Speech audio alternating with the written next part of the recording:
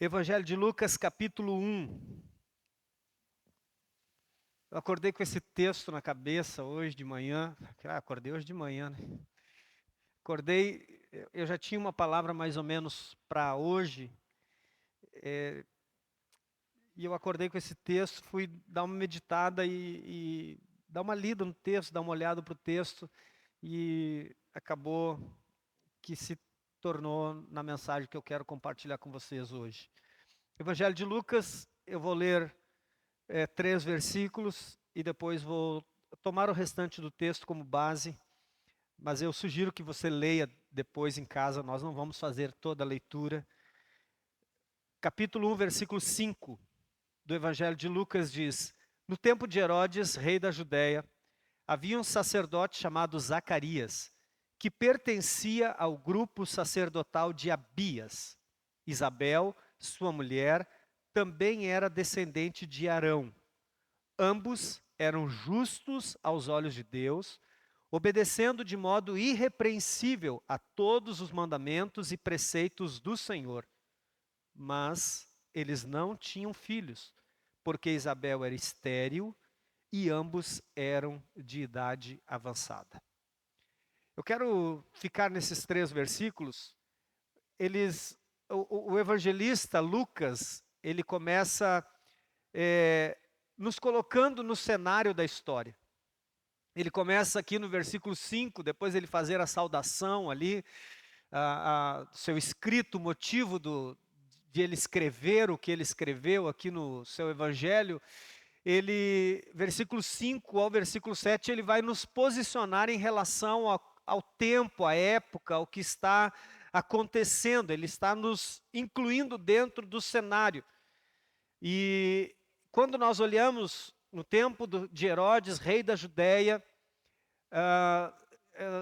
quando nós olhamos Zacarias, havia um sacerdote chamado Zacarias. Na verdade, Lucas está narrando um tempo difícil para a nação de Israel. Para que você entenda um pouco, quando nós falamos politicamente falando, era um tempo de muita opressão. A nação de Israel era subjugada por Roma, pelos romanos. Então, politicamente falando, era um tempo de muita opressão, de muita instabilidade e de muita corrupção. Quando nós olhamos para a questão política, a questão social, é isso que nós encontramos, é isso que o evangelista Lucas está dizendo. Quando ele posiciona no tempo de Herodes, ele está dizendo que a nação de Israel estava sob domínio de Roma. E aí ele vai dizer, havia um sacerdote chamado Zacarias. Então preste atenção, a nação de Israel está passando por um momento difícil, politicamente falando e espiritualmente falando. O que nós entendemos quando olhamos para a história da igreja? Exatamente isso. Quando nós olhamos para a questão espiritual, a nação de Israel está vivendo um tempo de silêncio profético. A nação de Israel está vivendo um tempo de silêncio da parte de Deus. Quando nós olhamos para esse escrito de Lucas, nós estamos lidando aqui com 400 anos de silêncio de Deus. Preste atenção, o povo não recebia uma palavra de Deus, uma palavra profética, uma palavra de Deus, desde os tempos de Malaquias. Malaquias é o último profeta do Antigo Testamento. Quando Malaquias encerra os seus escritos, quando Deus deixa de falar com o povo através de Malaquias, há um período de 400 anos em que Deus não fala com o povo. 400 anos de silêncio da parte de Deus. Por 400 anos o povo não tinha um direcionamento direto, Deus não usava profetas, Deus não falava com o povo. Então são 400 anos de silêncio da parte de Deus. Então imagina, depois de séculos, sem uma palavra profética, eu quero que você entenda que todo o ofício sacerdotal continuava acontecendo, a vida religiosa continuava acontecendo. Eles continuavam se reunindo, eles continuavam oferecendo sacrifícios. Não é que não existia o templo, não é que existia vida religiosa, existia vida religiosa, mas não existia uma palavra de Deus. Deus silenciou por 400 anos. Imagine só. Então o povo está vivendo uma crise, o povo está vivendo uma crise política, porque está sob domínio de Roma, mas também o povo está vivendo uma crise espiritual. Não há uma palavra profética, uma palavra, um direcionamento de Deus. Você sabe que o Antigo Testamento é Deus falando com o povo o tempo inteiro, Deus levantando profetas, no começo Deus levantando juízes, né? Desde o começo Deus levanta homens para falar com o seu povo, levanta Débora como uma juíza, mas aqui nesse período são 400 anos de silêncio. Então, depois de séculos sem uma palavra profética, Deus decide romper o silêncio. E é exatamente isso que nós vamos ler, é exatamente isso que nós encontramos do versículo 8 em diante. Então, quando Lucas escreve, e ele escreve dizendo, no tempo de Herodes, rei da Judéia, havia um sacerdote chamado Zacarias, ele está nos posicionando sobre duas questões, sobre duas crises. E a partir do versículo 8, ele começa então a incluir, dentro dessa história que ele quer nos contar e nos relatar, ele inclui o sacerdote Zacarias. E resumidamente, por isso que eu peço que você leia depois em casa, resumidamente, para a gente entender aqui, enquanto Zacarias, um determinado dia em que Zacarias exercia o seu ministério no templo, algo inesperado acontece. Um anjo do Senhor aparece a ele e o anjo lhe diz, olha, a tua oração foi ouvida, a tua oração foi ouvida. E ele diz, Isabel, a tua mulher, conceberá um filho. Lembra que aqui ele nos apresenta Isabel e Zacarias. E quando ele tem esse encontro diante desse ofício sacerdotal, diante do exercício da sua função, ele tem esse encontro com o anjo lhe diz, Zacarias, a tua oração foi ouvida. Isabel, a tua mulher, conceberá um filho. E eu quero que você leia porque vai ficar claro qual é a missão desse filho. E esse filho é João Batista, o precursor de Jesus. E ele vai dizer, olha, esse menino, Isabel vai conceber um filho, e esse menino terá uma missão especial diante de Deus. E olha só que interessante, o texto vai nos contar exatamente isso, Zacarias tomado pela razão, considerando a esterilidade da sua mulher, a sua mulher era estéril, nós acabamos de ler, considerando a esterilidade da sua mulher, considerando o tempo de vida que eles têm, agora eles já são idosos. Então ele questiona o anjo, como isso pode acontecer? Minha mulher estéril, e para agravar a situação, nós já somos idosos, nós já somos velhos. Então, como resultado da sua incredulidade, pelo fato dele dizer, como isso pode acontecer? Minha mulher estéril, nós somos velhos, nós somos idosos. Como resultado da sua incredulidade, o anjo lhe avisa, você ficará mudo até que a promessa se cumpra. Ou seja, por no mínimo 9 meses, Zacarias, você não vai emitir um som. Sua boca ficará sem emitir palavras. Você ficará mudo até que a promessa se cumpra. E é interessante porque enquanto o sacerdote entrava no santuário para oferecer os sacrifícios a Deus, o povo ficava do lado de fora, o povo não podia entrar, o povo ficava do lado de fora, e o povo ficava esperando o sacerdote sair. Quando o sacerdote saía, se o sacerdote saía com vida, era sinal de que os sacrifícios do povo haviam sido aceitos por Deus. E o povo ficava do lado de fora esperando que o sacerdote viesse e dissesse, olha, Deus falou comigo, acabou o silêncio. Era isso que acontecia. Então o texto vai dizer que enquanto Zacarias entra no santuário, o povo fica do lado de fora orando. Só que Zacarias tem esse encontro com o anjo. A história começa, a situação começa a se desenrolar lá dentro. A conversa vai fluindo. E o Zacarias, o sacerdote, acaba demorando para sair. E o povo está do lado de fora, o povo está ansioso, o povo está esperando. O texto vai dizer que o povo está ansioso e preocupado porque o profeta está demorando tanto. É exatamente isso. E fazia parte da cultura, quando o sacerdote saía do santuário, ele emitia a bênção sacerdotal, o que hoje nós chamamos de bênção apostólica, eles chamavam de bênção sacerdotal, eles esperavam que o sacerdote chegasse e dissesse que o Senhor vos abençoe, vos guarde, e não lembro bem qual que é a bênção sacerdotal. Despedindo o povo, para o povo ir embora, o que nós falamos hoje, que a graça do nosso Senhor e Salvador Jesus Cristo, o amor de Deus, a comunhão e a consolação do Espírito Santo, seja com todos vós hoje e sempre, amém. E o povo esperava que quando o sacerdote saísse, o sacerdote emitisse a bênção sacerdotal para que ele saísse. Então eles tinham duas expectativas. Três expectativas. Primeiro, que o sacrifício fosse aceito. Porque se o sacrifício do povo não fosse aceito, o sacerdote morria lá dentro. Então eles esperavam que o sacrifício fosse aceito. Eles esperavam que quando o sacerdote saísse, dissesse, enfim, Deus falou conosco. Deus mandou uma mensagem. E terceiro, eles esperavam que, se Deus não tivesse mandado mensagem nenhuma, pelo menos o sacerdote desse a bênção sacerdotal para que eles fossem embora.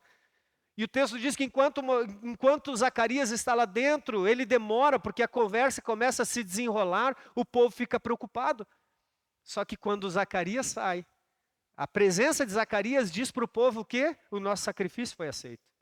E agora eles esperam duas coisas. Eles esperam que Zacarias abra a boca e diga, Deus falou comigo. Ou que pelo menos Zacarias abra a boca e diga que a bênção do Senhor vos acompanhe, que, enfim, libere a bênção sacerdotal.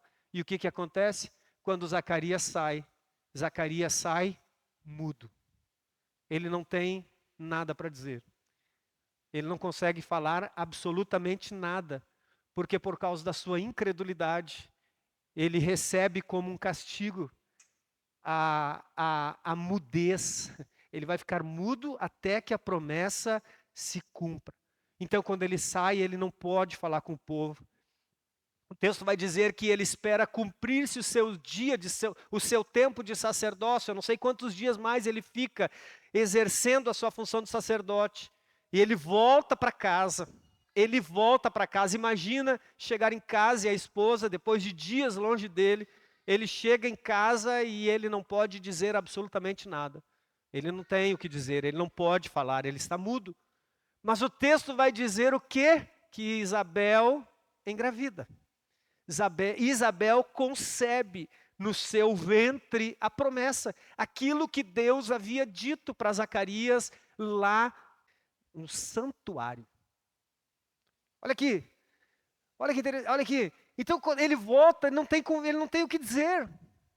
A mulher está preocupada, mas a Bíblia diz que a promessa que Deus havia dado se cumpre, e ela engravida. Ela engravida, fica 5 meses dentro de casa. 5 meses dentro de casa, ela não se mostra para a sociedade, até que o filho nasce. É isso que nós vamos encontrar do versículo 8 até o versículo 19. E eu queria que a gente pensasse um pouco quais lições nós podemos aprender desse texto. O que nós podemos aprender com essa lição? E o resumo não te diz muita coisa, a não ser que você leia o texto em casa. A primeira lição que nós aprendemos aqui, nesse texto, nessa história toda de Zacarias e Isabel. A primeira lição, a fidelidade não depende das circunstâncias. Entenda o que eu vou te dizer aqui. Eu não estou falando da fidelidade de Deus, eu estou falando da nossa fidelidade a Deus.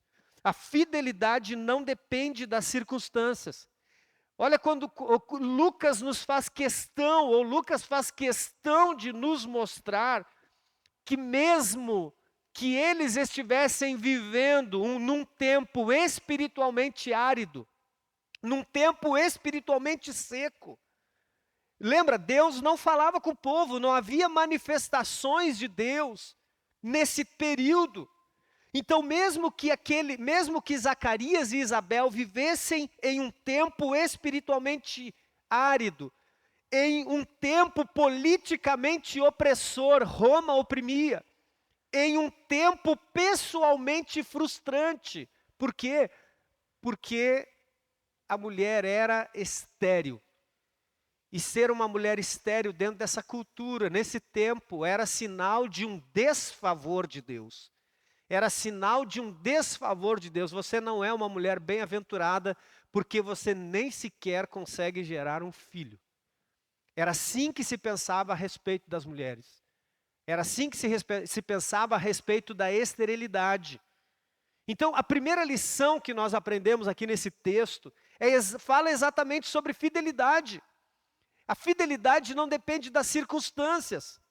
Por quê? Porque, embora Deus não estivesse falando com o povo, embora politicamente falando o povo vivesse uma opressão, pessoalmente aquele casal vivia talvez uma situação frustrante na sua vida, eles continuavam sendo os mesmos. O texto vai nos dizer que eles eram justos diante de Deus. O texto vai nos dizer que eles eram irrepreensíveis em seus caminhos. Preste atenção, isso aqui é interessante. Porque independente da circunstância, do momento que eles estavam vivendo, da situação que eles particularmente estavam vivendo e que a nação estava vivendo, os seus valores não foram corrompidos. Os seus valores não foram negociados. Não é porque Deus não falava com o povo que eles esfriaram espiritualmente. Não é porque eles estavam vivendo um período crítico, um período político crítico, que eles decidiram deixar de ser pessoas irrepreensíveis. Ou seja, de dar um bom testemunho diante das pessoas. Porque o texto diz que eles eram justos diante de Deus, aos olhos de Deus, obedecendo de modo irrepreensível a todos os mandamentos do Senhor. Olha que coisa linda isso aqui. Além de ser justo aos olhos de Deus, além de interiormente eles serem o reflexo daquilo que Deus queria e esperava deles, eles expressavam isso. Eles obedeciam, o texto na NVI vai dizer que eles obedeciam de modo irrepreensível a todos os mandamentos e preceitos do Senhor. Eles poderiam dizer o seguinte: Deus não fala com a gente nem sabe se Deus existe. A gente nem sabe se Deus está interessado na gente, por que a gente vai continuar mantendo uma fidelidade? Por que nós vamos continuar mantendo uma obediência? Por que nós vamos continuar mantendo um caminho reto diante de um Deus que não fala conosco? Você consegue entender isso? Então a primeira lição que Isabel e Zacarias nos ensinam é que a fidelidade não depende das circunstâncias. Olha só, meus irmãos, isso significa que o silêncio do céu não produziu dureza no coração deles. O silêncio do céu não é porque Deus não falava que o coração deles endureceu.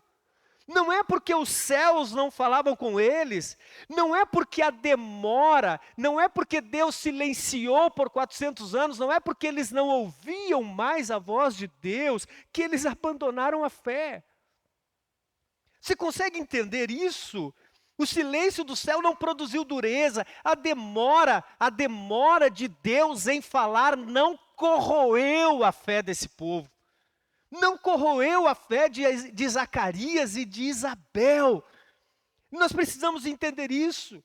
A esterilidade daquela mulher não os afastou da obediência a Deus.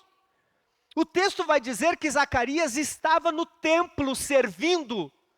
Sabe o que isso significa? Significa que Zacarias não abandonava o altar porque a oração estava demorada.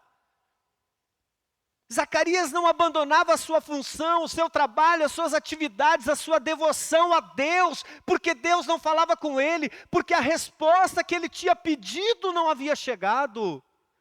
Por isso nós aprendemos que a fidelidade não depende das circunstâncias.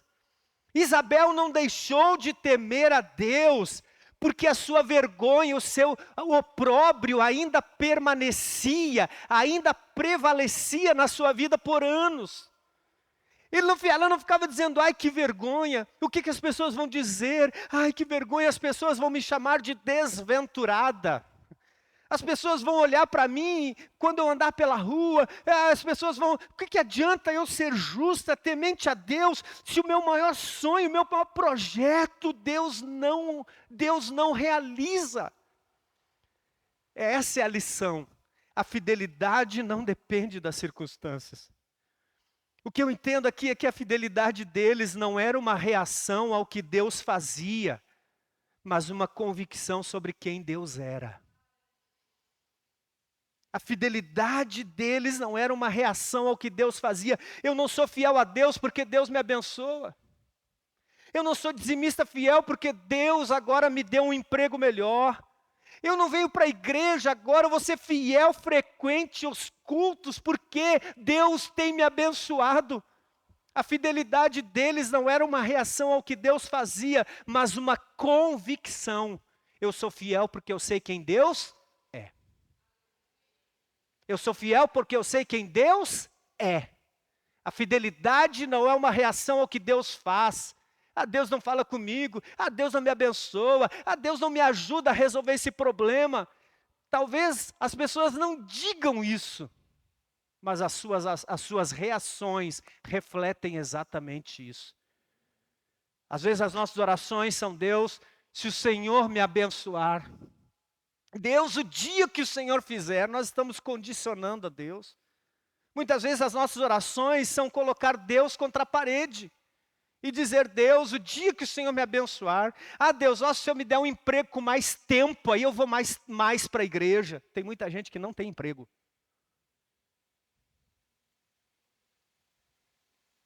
Tem muita gente que não tem.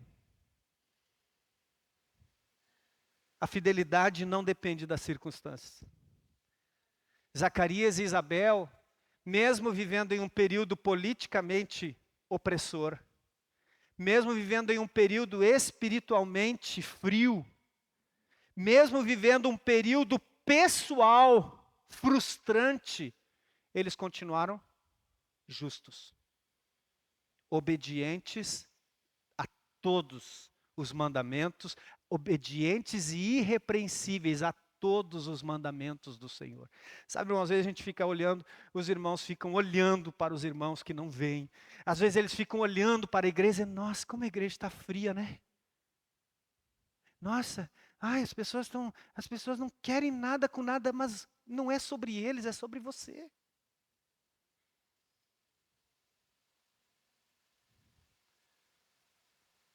Os outros estão esfriando e você vai esfriando também. Aí você vem para a igreja e precisa de um bando de gente, igreja lotada, para você levantar a mão, para você abrir o seu coração, para você se quebrantar diante de Deus. Você não precisa de público. Mas é que tem pouca gente. E aí?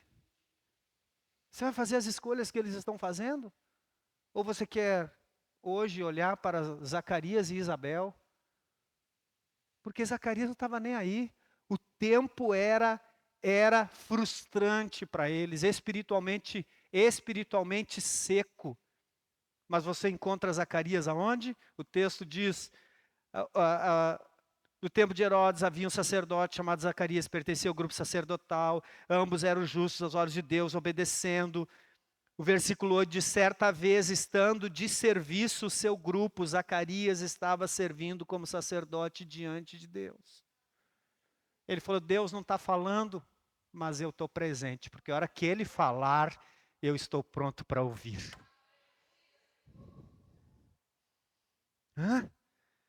Pastor, mas eu só venho para a igreja e fico sentado porque quer. Porque quer. Pastor, mas eu não preciso. Quem tem que é obrigação sua. Pensamento errado. Pensamento errado. Entenda o seguinte: você tem que estar presente não só fisicamente, você tem que estar presente com o coração aberto, você tem que estar se preparando e preparado para a hora que Deus falar, para a hora que Deus disser: estou chamando um exército, estou levantando um exército, você possa dizer: eis-me aqui, Senhor, envia-me a mim. Você precisa entender isso. Fidelidade não depende da circunstância. Se todo mundo começar a fazer, eu faço. Ah, pastor, se mais gente começar a fazer, pode contar comigo, mas eu não vou. Não, não, eu só vou ser voluntário se tiver mais voluntários. Não, você quer completar time. Entenda isso. Zacarias disse: o meu lugar é no templo, é servindo. O meu lugar é praticando a justiça, é sendo uma pessoa irrepreensível, obedecendo os mandamentos de Deus. A minha vida é as pessoas olharem para mim e saber que mesmo que Deus, os céus ainda estejam em silêncio, é eles olharem para mim e saber que eu continuo sendo um cristão fiel, dedicado a Deus, devoto a Jesus Cristo. É isso que nós precisamos entender. É isso que você precisa ler esse texto. Você não lê, não vai fazer sentido. A segunda lição que nós encontramos é que a oração pode ser respondida muito depois de ter sido feita. Preste atenção, isso aqui é maravilhoso. O texto nos permite algo profundamente encorajador. Deus responde orações que já não ocupam mais o centro das nossas expectativas. Você não entendeu? O texto que nós estamos lendo e que você vai ler em casa é encorajador, porque ele nos aponta algo, nos ensina algo. Deus responde orações que já não ocupam mais o centro das nossas expectativas. Quando o anjo chega para Zacarias e diz: a tua oração foi ouvida. Preste atenção, a pergunta fica: qual oração? A pergunta é: qual oração? Ou quando essa oração foi feita? Não está dizendo, não está fazendo uma referência exclusiva à oração que ele fez naquele momento. Qual era a oração que ele havia feito? O anjo vai dizer: a tua oração foi ouvida. Isabel, tua mulher, engravidará. Quando você acha que ele fez essa oração? A mulher é estéril e eles já estão velhos. Quando você acha que ele fez essa oração? Seja sincero. Será que ele fez aquela oração ali naquele dia? Ô Senhor, eu quero ter filho. Ele mesmo vai dizer: não, a mulher é estéril e nós já somos velhos. Você acha que essa oração que ele fez foi feita quando? Vamos pensar? No início do casamento?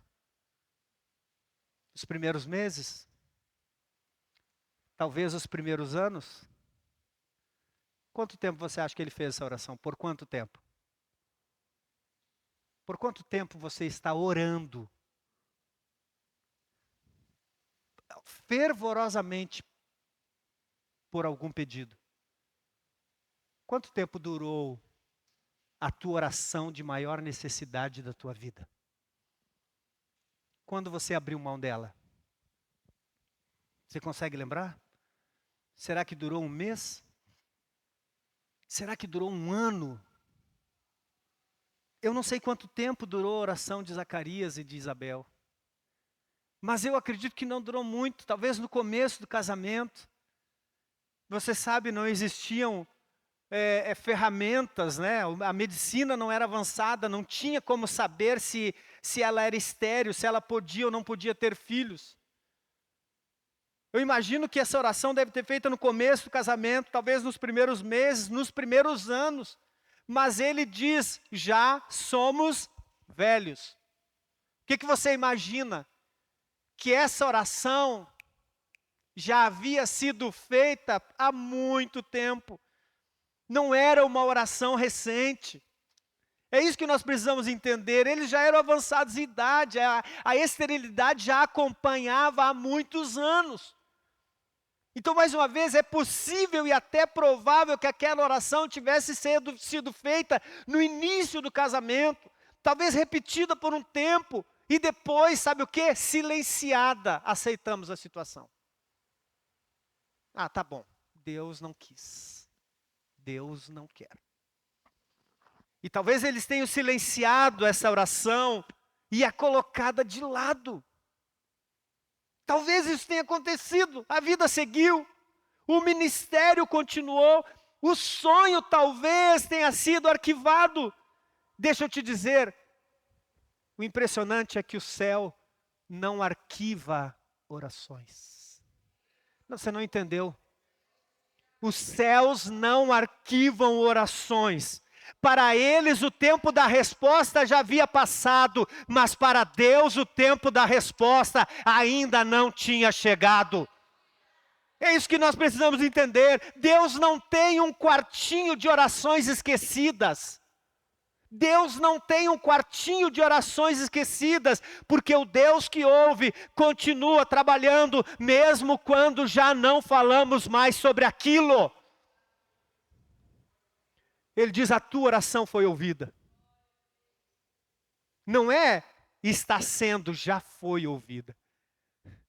Isabel, tua mulher ficará grávida. Entenda mais uma vez, Deus não tem um quartinho de orações respondidas. Ou de orações esquecidas. E se fosse você, pegava o seu celular para não esquecer. Sua caneta e anotava isso aí. Deus não tem um quartinho de orações esquecidas. Você pode já ter arquivado os teus pedidos. Talvez você hoje chegue ao entendimento seguinte: eu já cansei de pedir. Eu já cansei de orar. Eu já nem oro mais. Daqui a pouco, se você continuar fiel, independente das circunstâncias, daqui a pouco o anjo de Deus pode chegar e dizer: aqui está a tua oração. Você vai dizer, eu nem lembrava mais. Ele vai dizer, você esqueceu. Mas eu não tenho um quarto de orações esquecidas.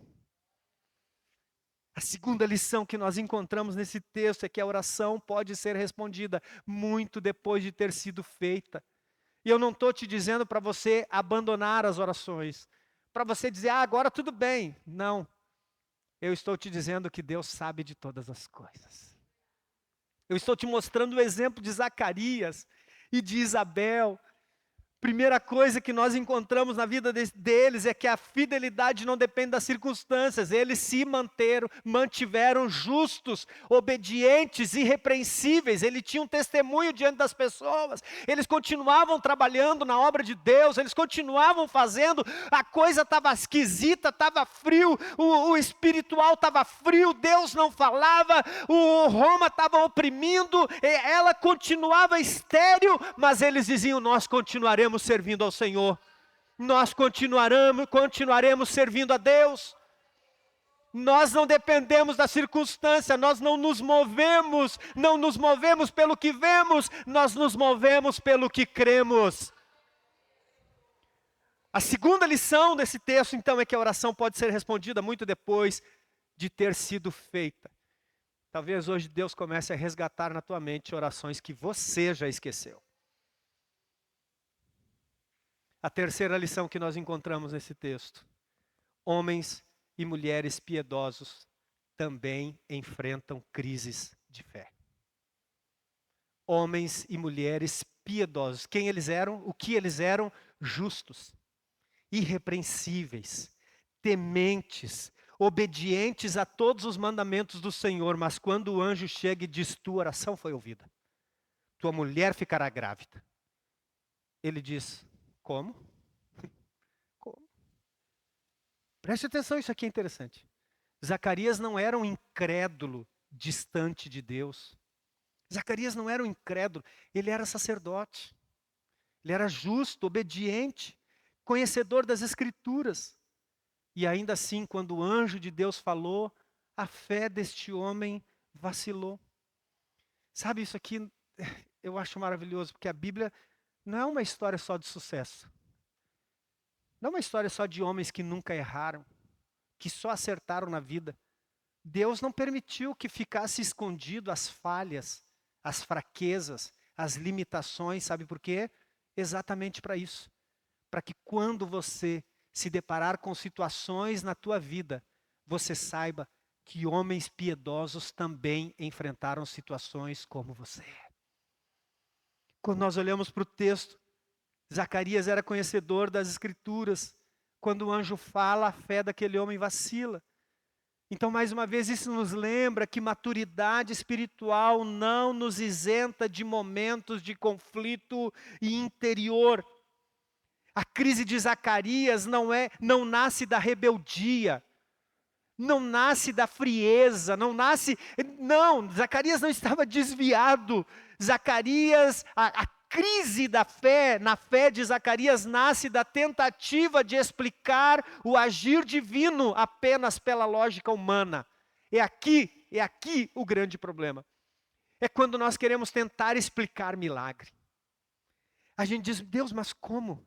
Parei, eu estou pensando aqui, Deus, eu estou orando por isso, mas eu estou pensando aqui, Deus, e talvez não dê certo, porque assim, ó, se eu for por aqui, se for por aqui.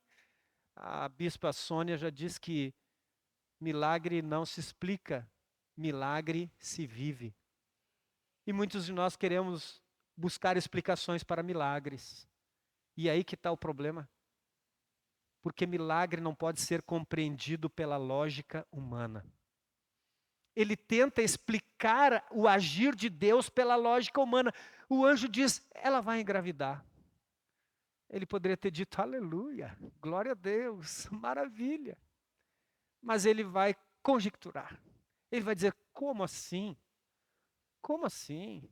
Ela é estéril.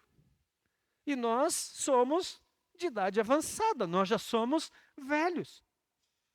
Sabe, irmão, é possível servir no templo e ao mesmo tempo lutar com perguntas no coração. É possível orar por anos e quando a resposta chega nós estranharmos a voz de Deus. Como assim? Agora? Agora, Deus? Agora que eu não preciso mais? Não, veio agora porque é agora que você precisa. Você só não entendeu o tempo de Deus. Você só não entendeu o tempo de Deus. E sabe o que é interessante quando a gente pensa nesse texto aqui? Nesse ponto, Zacarias tinha referências suficientes para crer. Zacarias era um sacerdote, conhecedor das Escrituras. Preste atenção, ele conhecia a história de Abraão e Sara. Ele conhecia a história de Isaac e Rebeca, ele conhecia a história de Ana. O pai na fé era casado com uma mulher estéril. O filho da promessa veio na sua idade avançada. Ele tinha todas as referências possíveis. O grande problema é que Zacarias não olhou para a nuvem de testemunhas que ele tinha. Ele esqueceu de olhar para trás, ele esqueceu de trazer à memória aquilo que poderia lhe dar esperança. Ele olhou para si mesmo, ele olhou para a sua idade, olhou para as suas limitações do presente. Sabe qual é a boa notícia aqui? A boa notícia é que Deus não cancela seus propósitos por causa das nossas crises. Deus não cancela seus propósitos por causa das nossas crises. Ele continua fiel, mesmo quando nossa fé passa por silêncio, dúvidas. Ele continua fiel. Deus não muda o seu propósito, Deus não muda o seu plano, Deus não muda o seu projeto. A terceira lição, homens e mulheres piedosos também enfrentam crise de fé. Quando você passa por momentos difíceis, quando você enfrenta a crise de fé, você não está desviado, não. É brecha do inimigo. Não, você só está sendo humano. Você só está sendo gente. Porque gente tem sentimento. Gente se decepciona. Gente sorri. Gente chora. Gente fica feliz. Gente fica triste. Gente ganha dinheiro. Gente perde dinheiro. Gente ganha, consegue emprego. Gente é demitida. É assim, faz parte do processo. O problema é que nos venderam um evangelho, Lígia, que só pode dar certo. Que se der errado, você está no pecado. Se der errado, você está no pecado.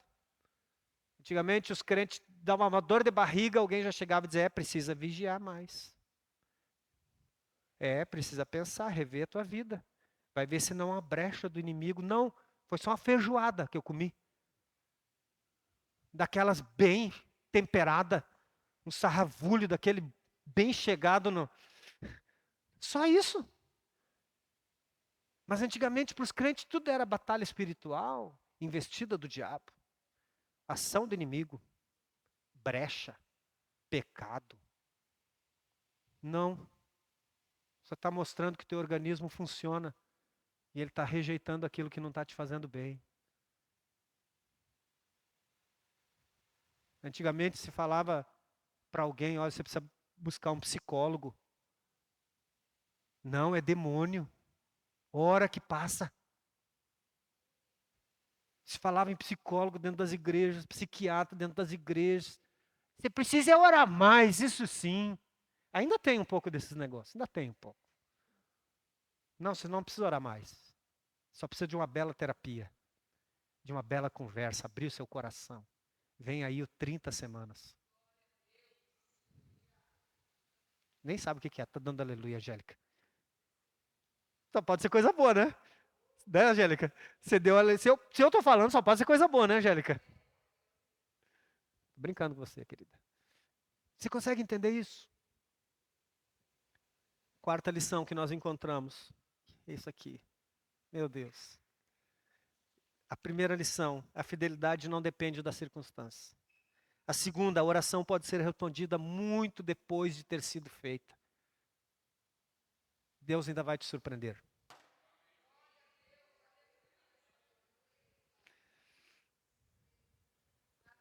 Terceiro, homens e mulheres piedosos também enfrentam crise de fé. Quando você estiver em crise, abra o seu coração.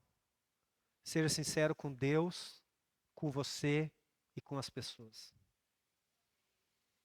Eu não estou bem, eu não quero conversar com ninguém, ponto final. Não, mas precisa conversar, mas eu não quero. Quarta lição. A graça de Deus permanece firme, mesmo quando a fé oscila. O que acontece com Zacarias? Zacarias fica apavorado. Zacarias fica incrédulo. Lembra? Homens e mulheres piedosos também enfrentam crise de fé. Mas não termina aí. A outra boa notícia é que a graça de Deus não é porque a tua fé oscila que Deus vira as costas para você. Não é porque você entra numa crise de fé que Deus te joga num abismo. Que Deus diz, agora te vira. A quarta lição é a graça de Deus permanece firme, mesmo quando a fé oscila. Enquanto Zacarias está sendo confrontado pela sua incredulidade e entra em um período de silêncio, o homem ficou mudo por 9 meses. 9 meses o homem ficou.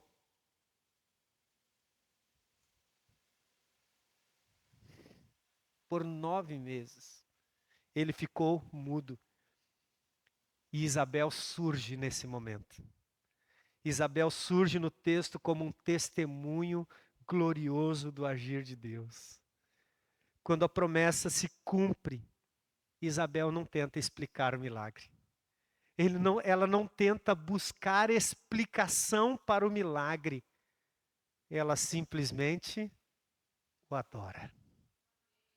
Ela simplesmente o adora. Ela não questiona o tempo, ela não diz para Deus, agora, depois de velha. Agora.